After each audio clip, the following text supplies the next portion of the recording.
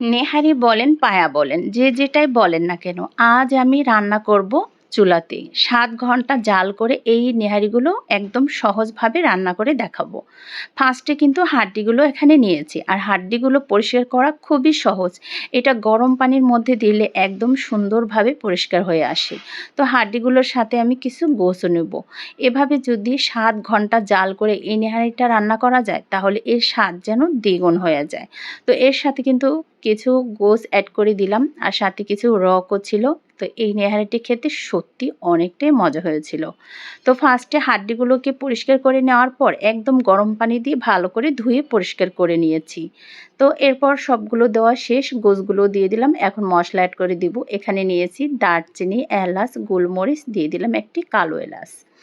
এর সাথে দুটো তেজপাতা মাঝখান থেকে ছিঁড়ে ২ টুকরো করে অ্যাড করে দিলাম, আর এখানে ১ কাপের মতো পেঁয়াজ কুচি অ্যাড করে দিয়েছি। এখন আমি দিয়ে দেব এক এক করে সব ধরনের মশলা। আদা বাটা ১ চামচ, এখানে রসুন বাটা অ্যাড করে দিলাম ১ চামচের মতো, দিয়ে দিলাম জিরা বাটা ১ চামচের মতো, এখানে দিয়ে দিলাম পরিমাণ মতো লবণ। এখন এখানে মরিচের গুঁড়োটা অ্যাড করে দিলাম। এখানে আমি এখন দিয়ে দেব হলুদের গুঁড়ো। তো এভাবেই কিন্তু এক এক করে সব ধরনের মশলা এখানে অ্যাড করে দিয়েছি। তো আধা চামচের মতো এখানে ধনিয়া গুঁড়ো অ্যাড করে দিলাম। এই তো এখন দিয়ে দেব পানি। তো পানিটা দিয়ে একদম চুলায় বসিয়ে দিব, আর এটাকে পুরোপুরি ৭ ঘন্টার মতো আমি জাল করে রান্নাটা করব। তো এখন কিন্তু এই তো পানিগুলো দিয়ে দিচ্ছি, আর এই পানিটা আমার দিতে হবে একদম পাতিলটা ভর্তি করে পানিগুলো দিব। এই পানিটা দিয়েই কিন্তু একবারে ৭ ঘন্টা জাল করে রান্না করে দিব। আর নেহারির মধ্যে একটা জিনিস খেয়াল করতে হবে, বারে বারে পানি দিলে সেই নেহারিটা খেতে কিন্তু ভালো লাগে না। তাই একবারেই পানি দিয়ে বসিয়ে দিতে হবে, আর ৭ ঘন্টার মতো আমি এই পানিটা দিয়ে জাল করে একদম পারফেক্টভাবে রান্না করে নেব। এই তো এভাবেই চুলায় বসিয়ে দিলাম। মাশাআল্লাহ, এই তো অনেক সময় পর আবার একটু চলে আসলাম। এখন একটু নেড়ে চেড়ে দিলাম। কালারটা কিন্তু দারুণ হয়েছিল, আর খেতেও কিন্তু অসম্ভব মজা ছিল। অনেকটাই কিন্তু সেদ্ধ হয়ে আসছে। এখন বাকিটাও কিন্তু এভাবে আরও কিছুক্ষণ জাল করার পর পুরোপুরি একদম পারফেক্টভাবে রান্নাটা হবে। দেখতেই পাচ্ছেন এটা কিন্তু অনেকটাই সেদ্ধ হয়ে আসছে, একদমই কিন্তু সুন্দরভাবে সেদ্ধ হয়ে আসছে। এখন আমি এখানে সুন্দর মতো একটি বাগার করে নিব।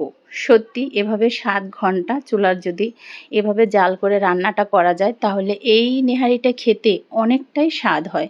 আমরা অনেক সময় কিন্তু প্রেশার কুকারে রান্না করে থাকি, তবে প্রেশার কুকারে থেকে এভাবে যদি ৭ ঘন্টার মতো একটু জাল করে নেহারিটা রান্না করে খাওয়া যায়, তাহলে সেটা কিন্তু একটু বেশি পারফেক্ট হয়। আমি এখানে কিছু আস্ত কাঁচামরিচ ছড়িয়ে দিলাম। তো এখানে একটু কাঁচামরিচের ফ্লেভার হলে আরও একটু খেতে ভালো লাগে, তাই এখানে কিছু কাঁচামরিচ ছড়িয়ে দেওয়ার পর এখন আরও কিছুক্ষণ জাল করে একটি বাগার করে নিব। আর এটার কিন্তু লাস্টে যে বাগারটা দিব, সেটা দিলে কিন্তু এই নেহারির দারুণ একটা ফ্লেভার বের হয় এবং কি খেতেও ভালো লাগে। এখানে আমি কিছু রসুন কুচি আর পেঁয়াজ কুচি দিয়ে এখন বাদামি কালার করে সুন্দর করে ভেজে বাগারটা করে নেব। এই তো রান্নাটা একদমই শেষের দিকে, তাই এখানে আমি এখন বাগারটা অ্যাড করে দিলাম। বাগারটা দেওয়ার পর বেশি সময় কিন্তু জাল করব না, একদমই তাড়াতাড়ি নামিয়ে ফেলবো। তাহলে কিন্তু এটার পারফেক্ট একটা ঘ্রাণ থাকবে এবং কি খেতেও মজা হবে। তো আমার এই নেহারি আর পায়া রান্নাটা কেমন হলো অবশ্যই জানাতে ভুলবেন না। যারা আমার ইউটিউব চ্যানেল থেকে দেখে থাকেন, তারা অবশ্যই আমার চ্যানেলটাকে সাবস্ক্রাইব করে দেবেন। ফেসবুক পেজ থেকে দেখলে একটা ফলো করে দেবেন। আল্লাহ হাফেজ।